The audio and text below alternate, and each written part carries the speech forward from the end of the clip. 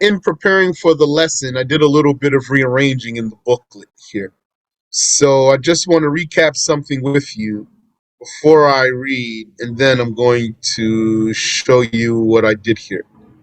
So we've been talking about knowledge and ignorance and what's between those. I told you we have a range. You have knowledge, which is to realize something as it truly is. And then I told you, after knowledge on this range or in this spectrum is speculation, or other words you might use, like supposition. That's when you think you're correct while you acknowledge the possibility that you could be wrong, that you could be wrong, but you don't think you are wrong. And then lower than that is doubt, which is when you're not thinking that you're right more than you're wrong. Yani, that means the issue at hand, whether it's true or false, is not more apparent for you. But there's some details about doubting, perhaps we'll talk about today. And then after the doubt, or lower than the doubt, is skepticism, which is for you to think the issue is not true, for you to think the issue is not true, while you acknowledge also that you could be wrong. It could be true, but you don't think it is. So you're skeptical about it. And then that's four things right there. And then the fifth thing is ignorance, which is the lack of knowledge altogether. So according to the range I gave you, what's in the middle? Doubt, because doubt is 50-50. Now, what I want to draw to your attention is that technically the speculation and the doubt and the skepticism, they all have in them some amount of what? Of ignorance, because you lack definitive evidence. So they do have some amount of ignorance. When you think you're right, there's still an amount of ignorance. And when you don't think the issue is true, there is an amount of ignorance. And when you're not sure one way or the other, there's an amount of ignorance. So if that's the case, then we could afford actually, if you want, you can keep the range I gave you if that helps you to comprehend. But we could afford here to actually forward ignorance ahead of speculation, because speculation has ignorance, and doubt has ignorance, and skepticism has ignorance. So then we should know what ignorance is. We should have been known what ignorance is. We do know. We did talk about it, actually. But what I did was I just did a slight rearrangement in the booklet here just to catch that fact. The fact that the speculation and the doubt and the skepticism, they all have some amount of ignorance. And so, if you look at here the sequence of the book, what do we have here? We started with our introduction. And in this introduction, I mean, there's some beneficial pointers to get us started here. And then the first chapter is knowledge. We defined it. We talked about its types. Then we talked about what causes knowledge. There are three things. So we talked about the senses, accurate news. Accurate news has subcategory. Mutawatir report. That's accurate news. That's a type of accurate news. So it's subcategory under accurate news. And the news from a prophet. That's a subcategory under accurate news. The mind, that's a cause of knowledge. And then we talked about that, where it is, what it's called, and the functions of the mind. And we talked about the relevance of the mind in the religion and the relevance of the mind to religious judgments. Perhaps you noticed all of what we've been talking about here is all in service of the religion. This is not indulging, this is not philosophy. Then we finished talking about the mind. Yani, we finished talking about knowledge because we talked about the mind because we were talking about knowledge. We talked about accurate news because we were talking about knowledge. We talked about the senses because we were talking about knowledge. We finished all of that. So we finished the talk about knowledge. And then following the range that we had, we talked about speculation next. That was our last session. And then there was going to be after that doubt. And then after doubt was ignorance. Because we talked about skepticism already actually. When we talked about speculation. The skepticism is the opposite of the speculation. The speculation is that you think it's probably true. The skepticism that you think it's probably not true. And the doubt is in between those. But as I was reviewing and preparing for the lesson, I already actually realized it, but since I was reviewing, then I got the chance to just do a slight rearrangement here. So now in the book, before the chapter of speculation is a chapter on ignorance. See, it's not long. All right, we're going to come back to talk about ignorance again, inshallah. We're going to read about ignorance right now. We already read about speculation. And then after that, we'll come to read about the doubt. And then we'll see what we might have after that if we still have time. Before I continue, do you have any question? So let's continue then. So the author says ignorance. Ignorance is of two types, but we're not going to mention both types now. We're just going to mention the first type, and then we'll come back, inshallah, to mention the second type. Ignorance in Arabic is called jahl. Jahl. I'll read the footnote in a moment, inshallah ta'ala. The first type of ignorance is mere ignorance. Jahl basito. Basic ignorance, which is the sheer lack of knowledge. Yani, the literal lack of knowledge in itself. Like our being unaware of what is under each of the seven earths. Or in the depth of the seas. Do we know all what's in the depth of the seas? We don't know it. Even Kafir scientists will say, we don't know all of what's in the seas. A lot of times they say, what we know is such and such. So your mere lack of knowledge, that's jahl, ignorance. If you saw a pole, for example, a pole, P-O-L-E, is that pole hollow or is it filled in? You don't know. It's mere ignorance. And if it's hollow, is there anything in there? Is there a spider in there or something, or a spider web, or is there anything in there? You don't know. So this is basic ignorance, the sheer lack of knowledge of something. This something here, we're going to call that the subject. The sheer lack of knowledge of the subject. Absence of knowledge can only be attributed to the creations. Allah Ta'ala, though He knows everything eternally. He knows all known things. If the subject were never realized from the beginning, the subject was never realized, that is mere ignorance. The following cases of speculation, which we already read, so it's following case, but we're not going to read it now because we read it last time. I just did some rearrangement in the book now. The following cases of speculation, doubt, and skepticism are not knowledge because of an amount of ignorance involved in them. Because of an amount of ignorance involved in them. So all of them are not knowledge because of the ignorance. But here's a benefit.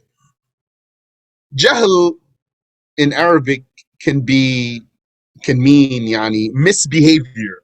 Like in the hadith, Allahumma a'udhu bika an adilla aw udalla aw azilla aw uzal أو أظلم أو أظلم أو أجهل أو يجهل علي. It means, oh Allah, I seek refuge with you from being astray or misled. Being astray Yeah, it could be that it's not somebody misled you. You went astray without someone misleading you. Or being misled, so that's somebody who pointed you in the wrong direction. So you're not merely astray, you were led astray. Or from slipping or being tripped. I seek refuge with you from slipping or being tripped. So slipping, yani, you didn't trip. You weren't tripped. You weren't tripped. If you merely slipped, you fell without being tripped. If you were tripped, then means somebody tripped you. Somebody made you fall. Similar to the first case. From being astray or being misled, or from slipping or being tripped, or that I violate or am violated, or if you want here, that I do wrong or wrong is done to me, أو أجهل أو يجهل علي, or that I do jahl, ignorance, or that jahl is done to me. So here the jahl means misbehavior. Prophet Yusuf alayhi salatu wasalam said, وَإِلَّا تَصْرِفْ عَنِّي كَيْدَهُنَّ أَصْبُ إِلَيْهِنَّ وَأَكُنْ مِنَ الْجَاهِلِينَ. Oh Allah, if you do not protect me from the scheme of those women, I would incline towards them and then be among the people of Jahl. وَأَكُنْ مِنَ الْجَاهِلِينَ, that I would be among the ignorant. This means that he would be one of those who did not act according to their knowledge. That's what he means. If you don't protect me, I would be among the ignorant. How would he be among the ignorant? And he has knowledge, though, because being among the ignorant here means being among those who do not act according to their knowledge. Because anyone who does not act according to his knowledge is similar to someone who does not have knowledge. Anyone who does not act according to his knowledge is similar to someone who does not have knowledge. Or when he said, I would be among the ignorant, it means I would be among the fools if you don't protect me. So that's the meaning of ignorance. That's different from what we're talking about, but it's mentioned here just for the benefit. So the following cases of speculation, doubt, and skepticism are not knowledge because of an amount of ignorance involved in them. So the next chapter here is speculation, but we read that already. So now we want to read about doubt. Check. Doubt has two cases: doubt in conviction and doubt about other matters. Doubt in conviction, conviction here means religion, and doubt about other matters. The slightest uncertainty about the belief in Allah or His Messenger is blasphemy. So here, when we say the slightest uncertainty, because uncertainty is, we're using that as a synonym for doubt. The slightest doubt about the belief in Allah or His Messenger is blasphemy. So here, then, doubt, when you use it in this way, is not 50-50.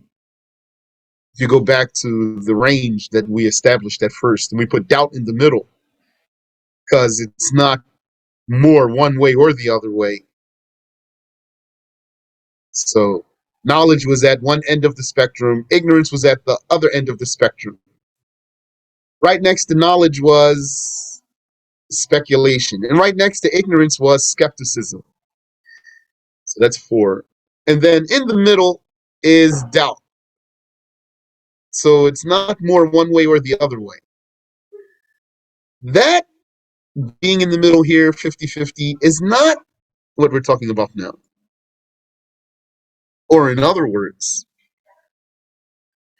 when we talk about this matter that we're involved in, the subject of this booklet that we're discussing, this meaning of doubt that we're talking about now is not really the first meaning, because we want the meaning that fits into that range or into that spectrum, the one that's right in the middle, so that there would be a spectrum. Conviction is not what is meant when the scholar said that doubt is deeming two matters possible without one being more evident than the other, according to the doubter. Conviction is not what is meant when the scholar said that doubt is deeming two matters possible without one being more evident than the other, according to the doubter. Now, this is very important. This is where someone slipped. I listened to a debate that Sheikh Samir had with a person about the precautionary shahada. And Sheikh Samir's position was that if someone doubts that he might have committed blasphemy, he's not sure if he did or he didn't. Because if he was sure, he would just say, affirm shahada. He's not sure. He knows that something is kufr, but he doesn't know if he did it or not. Then it's obligatory on him to say a precautionary shahada. So there was a troubled person who was saying it's not obligatory on him, it's only recommended for him. My own mind, I'm saying, what in the world? How does that make sense to this guy? That person is not sure. He knows that something's kufr, he doesn't know if he did it or not. And according to him, if he wants, he can just stay like that. Wal-iyadu billahi ta'ala. Those are troubled people, subhanAllah. They think they have more knowledge than they do. So, what was this guy's angle? I saw it a mile away. His angle was to say, doubt, yani, he only knew the meaning of doubt according to the jurists, which is this 50-50 we're talking about. He didn't know that doubt has another meaning when we're talking about aqidah, conviction. And I was sure Sheikh Samir also detected his problem. And then finally came out at one point in the debate. So he thought it was a big gotcha moment when he said to Sheikh Samir, the scholar said that shak means this. Deeming two matters possible without one being more evident than the other, according to the doubter. And subhanallah wa bihamdi. And then Sheikh Samir took care of that for him. He explained it to him. Not though that this person really accepted, but if that was the case, this is what happened. So know that doubt in Aqidah is different than doubt in fiqh. And don't be confused by some confused person, someone who himself is confused and doesn't know the rules of blasphemy and he doesn't know enough religion. And he quit studying with the real sheikhs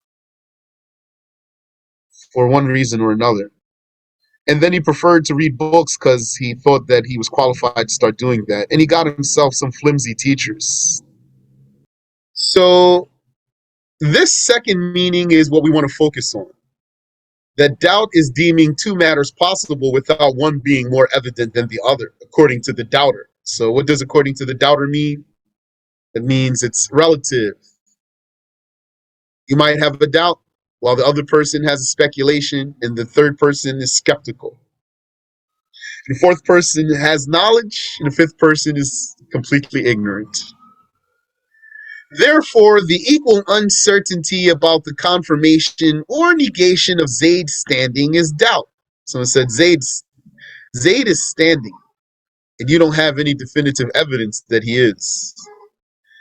And you don't even have enough clues to make you think he is. Nor do you have enough clues to make you skeptical that he is. So you don't know. That means for sure there's ignorance here. You don't know. You lack knowledge. But in your attempt to deem it true or false, you weren't able to lean one way or the other. So this is shak. This is the doubt. It's also important for you to learn where doubt affects religious judgment for you. I can give you a few cases that come to my mind. What if you doubt if the prayer time is in? Then it's not permissible for you to pray. What if you doubt about the meat you're eating is lawful? It's not permissible for you to eat it. What if you doubt that another food other than meat is lawful? Then it is permissible for you to eat it. That's an important case.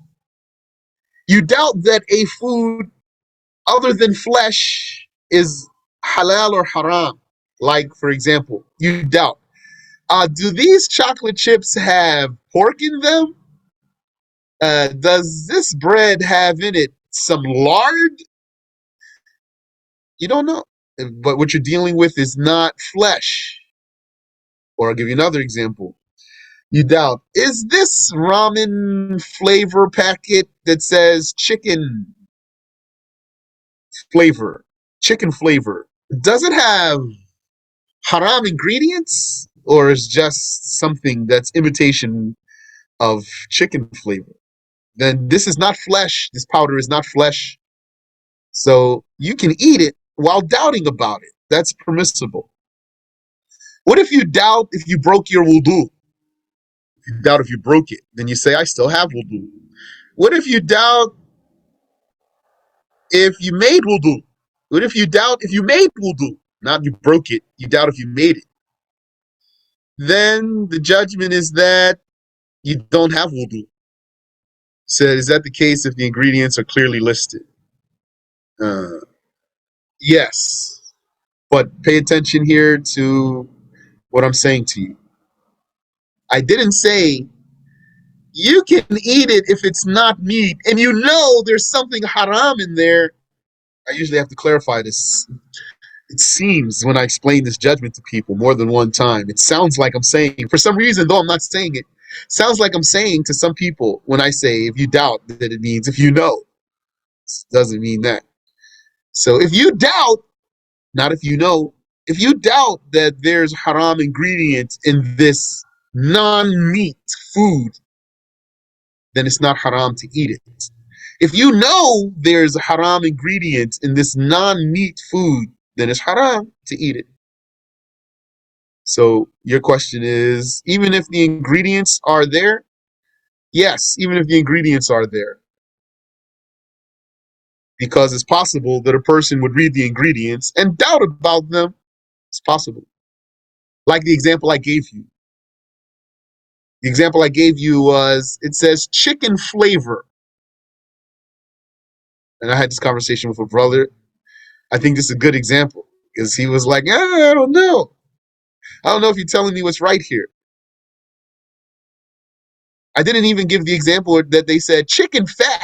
Just it says chicken flavor. So a person looked in there and it said chicken flavor, beef flavor, might even say pork flavor. So a person's doubting. Is there actually haram ingredients in this or is just some flavoring? So if it's not meat that the person is doubting about, then he can eat it while he doubts about it. What if it said fat? Same judgment.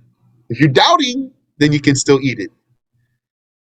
You don't have to eat it. You can if you're doubting because it's not meat. The rule is because it's not meat. But what if you read those ingredients and you weren't doubting and you really believed it? It said chicken fat, and you believed in your heart that this is accurate, and basically you think that it is because you don't know really. You don't have the knowledge here. But you do think that it is accurate. You think that it has chicken fat, so then you're not going to eat it. So there's here actually, if I had a good simple breakdown, I would put like all these cases I'm throwing at you, these questions, I would add them in here. So at this point, I don't have it ready to put in here, but maybe if come across something that satisfies me, or if I see that I have enough information that I can compile from different sources and put them all together here, I'll put them, inshallah, and it will be under this chapter of doubt. Just like when we read the chapter of speculation, what did we talk about? We talked about the ijtihad for the qibla, and we talked about the ijtihad of a mujtahid, a legal mujtahid.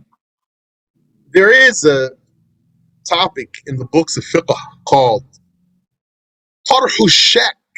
That means throwing away doubt. Throwing away doubt. The Shafi'i school is that, general rule for you from the Shafi'i school is that doubt is not evidence, and therefore you do not build on a doubt. You do not build on a doubt. That's why if you doubt if you made wudu, it means you don't have wudu. You have to be able to pinpoint where your doubt is actually. If you doubt if you broke your wudu, then you still have wudu and you don't have to make wudu. Someone might say, if I doubt if I broke my wudu, I still have wudu and I don't have to make wudu and I can pray like that? Yes, you can. So someone might say, what if I just want to make wudu just to be sure? Now I would say to him, then the devil will haunt you and the religious rules do not suffice you. The devil will haunt anyone that the religious rules are not sufficient for him.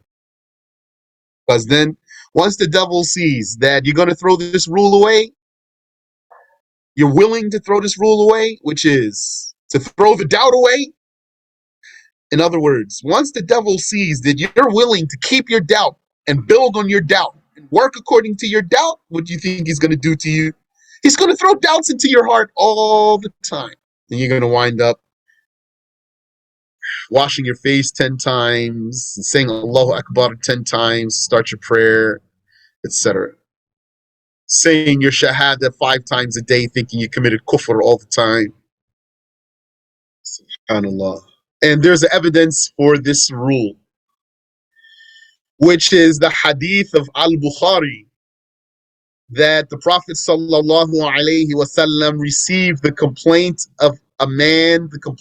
about a man who imagines that he experiences something in his prayer. This means he imagines that he passes gas in the prayer. This is during the time of the Prophet alayhi salatu wasalam. People had waswas since the time of the Prophet.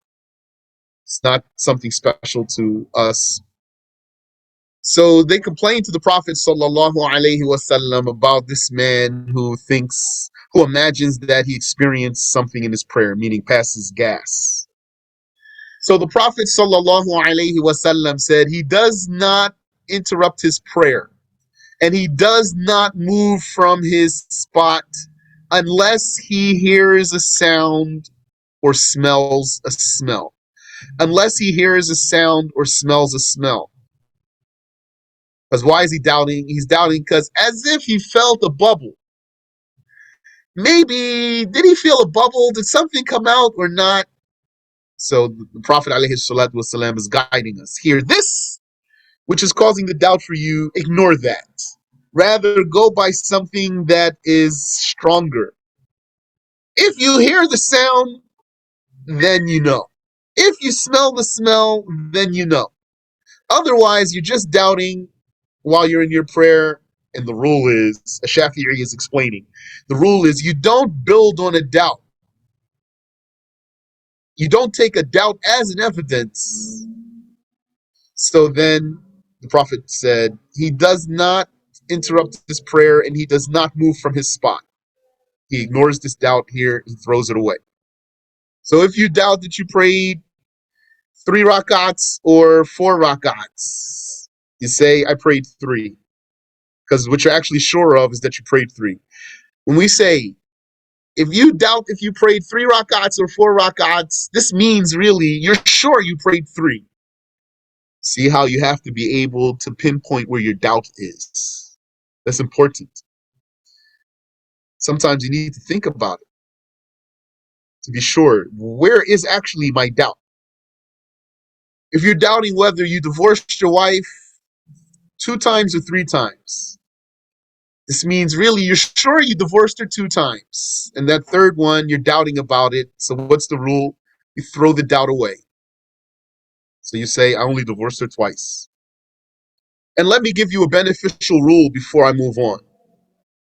There's a difference about doubting about your worship while you're involved in the worship and doubting about your worship after you finish your worship. Because there's another rule. First rule I gave you is tarhu shak, throwing away the doubt. And there's another rule that's related. These go together. Istishabul asl. This means sticking to the original case. You stick to the origin. Sometimes you need to know what the origin is so that you can apply this rule. So, what if a person is not sure that he made ruku' while he's praying? He's in his prayer, he started his prayer, he's not sure if he made ruku', or he's not sure if he made sujud while he's praying. Then what does he have to do? He has to immediately do that what he's doubting about. He has to do it. This is not taking his doubt as evidence. This is leaving his doubt and going according to the origin. Why? What's the origin here? The origin is that this ruku' doesn't exist. The origin is that this ruku' doesn't exist. Isn't it the case? Like right now, I'm giving a lesson. So am I making ruku'? I'm not making ruku'. Well, you can't see me. I'm not making ruku'. And you're listening to the lesson. Are you making ruku'? You might be while you're listening to the lesson, but maybe you're not. Probably none of you or most of you are making ruku'. That's my assumption there. I'm assuming that. Probably none of you are making ruku' right now, or most of you aren't. So the origin of ruku' is that it doesn't exist. So if you're praying and then you doubt it, did I make ruku'? Then you have to make ruku'. Why? Yeah, unless you remember that you did. But why you have to make this ruku'? Because you need to resort to the origin, which is that this ruku' doesn't exist. And you can't just say, I think I did, and then you just keep praying. So that's for all those parts of the prayer. That's for wudu also, and for other worships. While you're doing your ghusl, you doubt if you washed the part. Or while you're making wudu, you're doubting if you washed the part. The origin is that this act doesn't exist. So you throw this doubt away and you go to the origin and then you do whatever it is you're doubting if you did it. But what if you finished your wudu or you finished your ghusl or you said the salam and finished your prayer and then you doubt it? Do you have to go back and make this worship up or fix whatever it is you think you left out? You might have left out?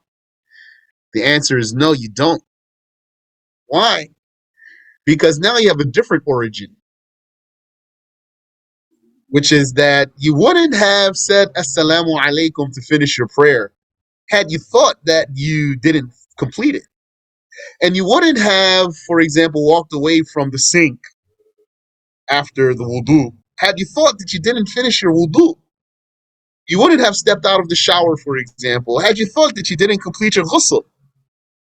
So once you actually finished this deed, you walked away from the sink, you walked out of the shower, for example, you said assalamu alaikum to finish your prayer, and then you doubted.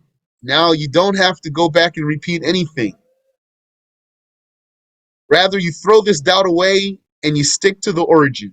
The origin is that you wouldn't have said salam in the first place had you not thought that you finished your prayer or believed that you finished your prayer. You wouldn't have stopped making wudu had you believed or knew that you didn't finish it. And then comes that question again. Well, what if I just want to be sure? Then we might as well say, okay, come and haunt me, devil. Say whatever you want to say to me. Throw all the doubts in my heart so that I can listen to you all day. And this issue goes further, but inshallah ta'ala, this benefited you. So, the equal uncertainty about the confirmation or negation of Zayd's standing is doubt. If one of the two possibilities became more probable, then this is speculation. And skepticism is due to an unlikely possibility. So that's repetition there. Wa subhanallahi wa bihamdi. So now we talked about knowledge. We talked about speculation. We talked about doubt. We talked about skepticism. And we talked about ignorance. But there's still something about ignorance that we haven't covered, which is the misconception. The second type of ignorance is compounded ignorance. Jahl murakkab. Jahl murakkab, compounded ignorance. This is the misconception. It is conceiving something contrary to its reality. So, what's mere ignorance? Mere ignorance is the sheer lack of knowledge. It's not a misconception, it's just not knowing. Speculation, when you think something is true, but there's ignorance involved here. But we're talking about here without misconception, without misconception.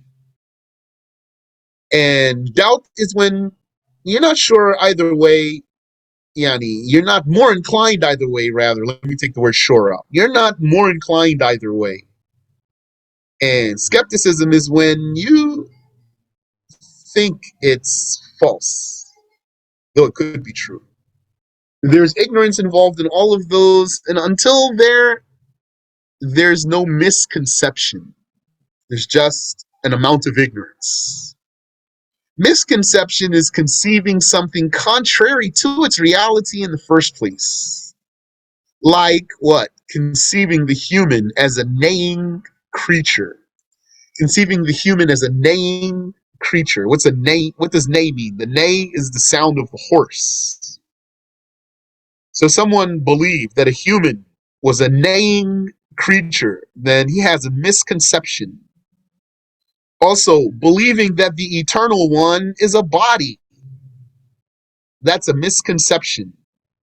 Or the assumption of the philosophers that the world has no beginning, those philosophers who say that. This is misconception. And they're going to give you long talk about it to tell you why the world has no beginning. And they're going to seem like they have a lot of knowledge and a lot of insight talking about this issue. Maybe he's a professor or something, and he's ignorant. He's not merely ignorant also. It's because it's not mere ignorance.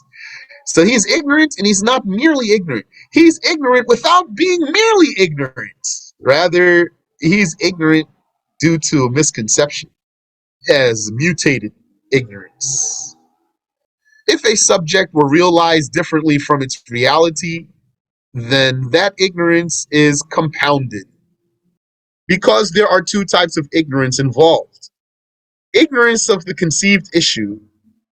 So that's the simple ignorance in itself. So there is actually a mere lack of knowledge involved. But there's also one's ignorance of being ignorant because he thinks he knows what he doesn't know. He doesn't know that he doesn't know. It is therefore ignorance upon ignorance. And put simply, it is a misconception. Mere ignorance is not a misconception. Subhanallahi wa bihamdi. Next, inshallah ta'ala, we want to talk about delusion and imagination. Yeah, that guy, Neil deGrasse Tyson, he's so ignorant. I don't even know why somebody would pay attention to him. Yani, he's pretty much a moron. Do you have any question I can answer for you? His name's right here in the chat. Neil deGrasse Tyson. I think that's how you say his name, deGrasse. He's a pseudoscientist.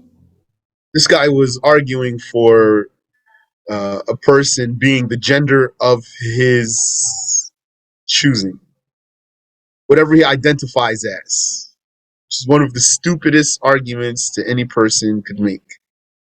And these societies that have even given this any regard are, subhanallah, yani, they have accepted a great degree of stupidity. And they really are serious about this, so they are letting men and women compete together in sports, even in combat sports. They report that a man who identifies as a woman, or maybe has even so-called transition, what they say, it's not, he didn't transition, yeah, and he's still going to be a man. Even if he removed his member, he's still going to be a man. Just going to be a man who mutilated himself, allowing him to fight with women. They said this guy punched a woman so hard he broke her skull. These people are serious letting this happen, and they're letting the men go into the women bathroom and things like this because they choose to identify as women. This guy Neil deGracie Tyson, whatever his name is, he supported that. I saw his I saw him arguing that, and he looked like such a moron. I couldn't take it anymore, and I turned it off. I said, "This guy's supposed to be a scientist." Subhanallah. Yes, you can take the mic. Sheikh Raid, I just wanted to ask a question.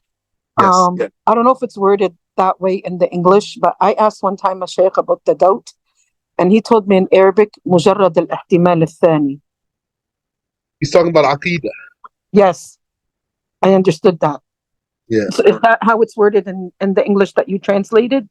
No, I never heard that word before. I heard it from Sheikh Basim. Yeah, that's Jayid. That's a nice word. I didn't hear it before, but I know I understand what he's saying. It's not worded like that here.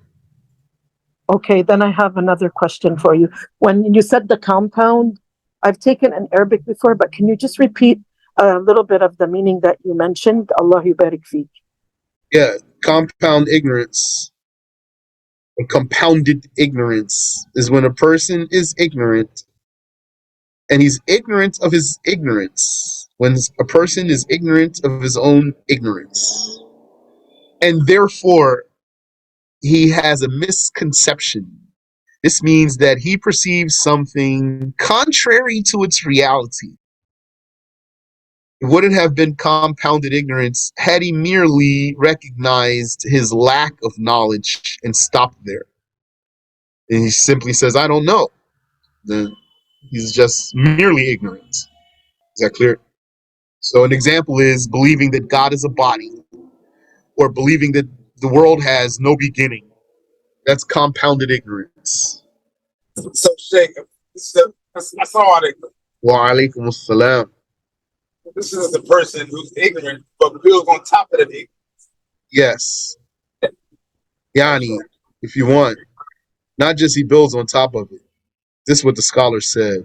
He's ignorant, and he doesn't know that he's ignorant. He's ignorant of his own ignorance. So if you want to avoid that, this means then you need to recognize your own ignorance. It's not a bad thing necessarily. You don't know, you just say, I don't know. And that's it. This knowledge will protect you from misconception. He contradicts what is reality. Yeah, because he is not conceiving a thing as it truly is. He is ignorant of his own ignorance. Yes. Yani, he has some sort of conception. That's the problem here. He shouldn't because he's ignorant. So when you're ignorant, you're going to say, I don't know. The subject at hand is out of my knowledge. I don't know. So that's not a misconception. Any other question? If by chance I get back to this section on doubt before next week and I manage to attach some details like what I have been mentioning for you and then basically arrange them in a good way, I'll repeat this, inshallah, so that we can read that and benefit.